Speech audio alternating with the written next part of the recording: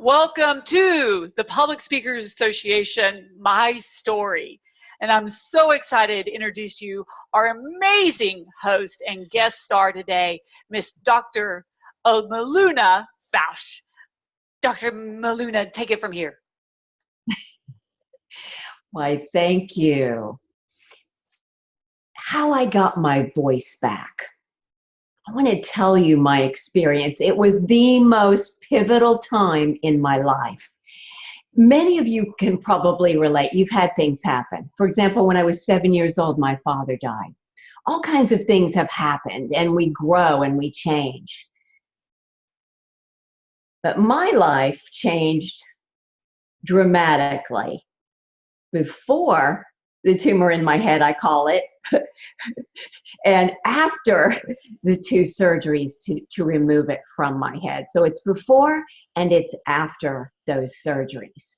So imagine this with me. Several years ago, I was living on the East Coast at that time, and I realized I was losing the hearing in my right ear.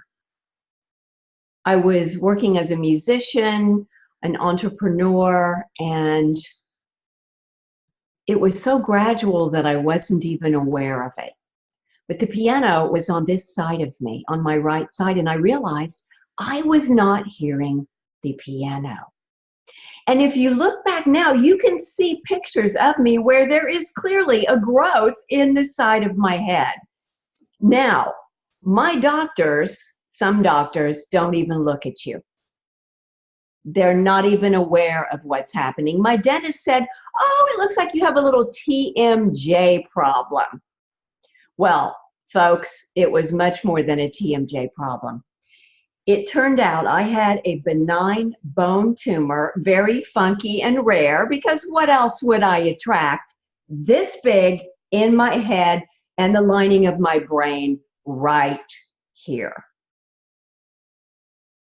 By that time, we lived in Los Angeles, so I went to the hospital in Burbank. And luckily, I got a very wonderful female doctor who said, "We've got a problem here. You need an MRI now." A few hours later, I had an MRI. We discovered what I just described in my head. Well, that explained everything. Now, I didn't have headaches, migraines, anything like that. What I had was vertigo and a sense of things not being right, a sense of being an airhead. What's wrong with my head? Jaw movements, things. Here's where I ended up. My facial nerve was paralyzed. My right eye was just steadily drooping more and more. It watered all the time. My mouth started drooping on the right side. I couldn't chew. It was very hard for me to eat because my entire facial nerve was impacted and paralyzed by this tumor. Little bit of a problem, don't you think, when you're an actor and a singer and you're on video and camera and you're a coach? Holy crap. My whole life flashed before me. Could I still be an entertainer? Could I still be a performer? Could I still impact folks? What if my face never became unparalyzed? Can you imagine what that feels like? So I think I fell down on the floor and I started crying. And then in my typical style, I picked myself back up and I called everyone I knew. And I said, "I'm in trouble here, and if you believe in prayer, I need it now. And if you don't, just send good thoughts. But please start sending energy and good thoughts my way." And I organized it just like I run my business, very organized. I started preparing for surgeries. I had biopsies, and the doctors kept saying it's cancer. And I said, "It's not, but it's serious." I knew that intuitively. And I went to various ENTs who kept poking in my left ear and paid no attention to my right ear. I said, "My left hearing's fine." And so I learned to navigate the allopathic medicine world. You absolutely must advocate for yourself. And I found all my holistic practitioners and all my spiritual practitioners, and I prepared for those surgeries like nobody's business. So the first one was 10 and a half hours. Can you imagine? 10 and a half hours on that operating table with 3 neurosurgeons in my head. How about this?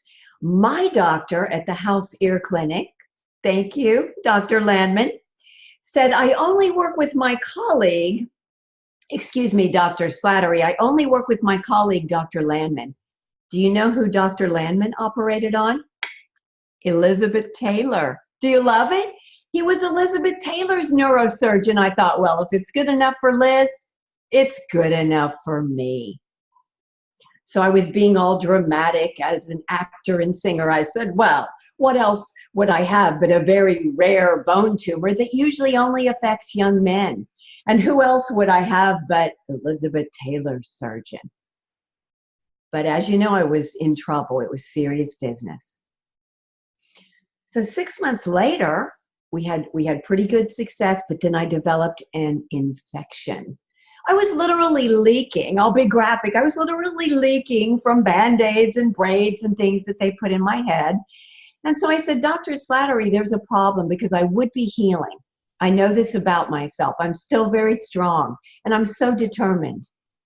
And so we went back in and removed some man-made, I prefer human-made materials from my head, which my body literally rejected. And he said to me, it's okay, you're safe, this is looking good. And then he said, we can computer generate what your bone would look like. We could regenerate your face. We could go back in there and we could operate and restructure. And I said, I have one question for you. Is there any safety reason for needing to do that?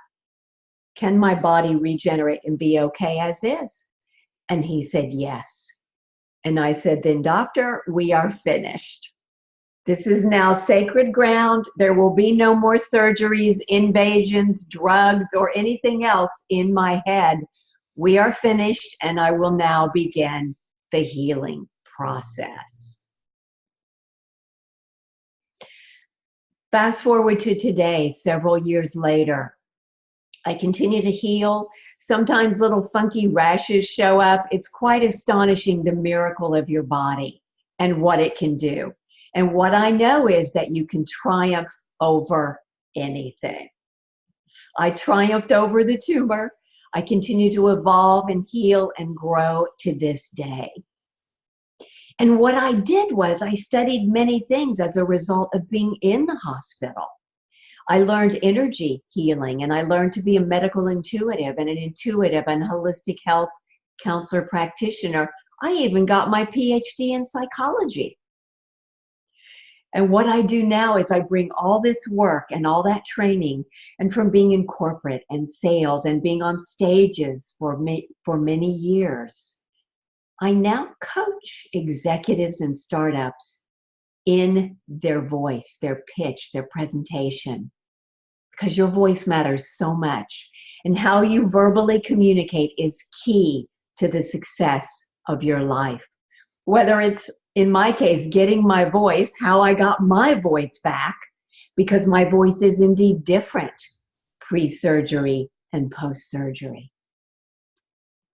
And I want to encourage you to know that every voice matters, especially right now with what's going on in the world.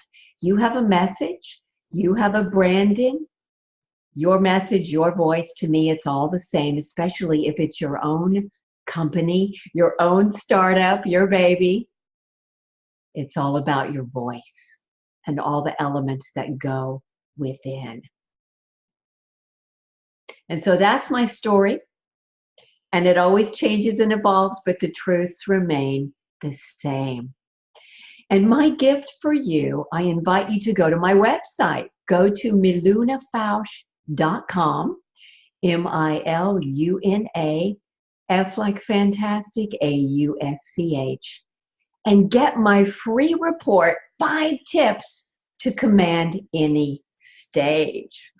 You will also receive 1 to 2 video tips each month to help you continue to grow your verbal communication skills.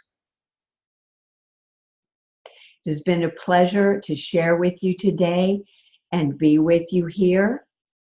Until we meet again, speak well, my friends.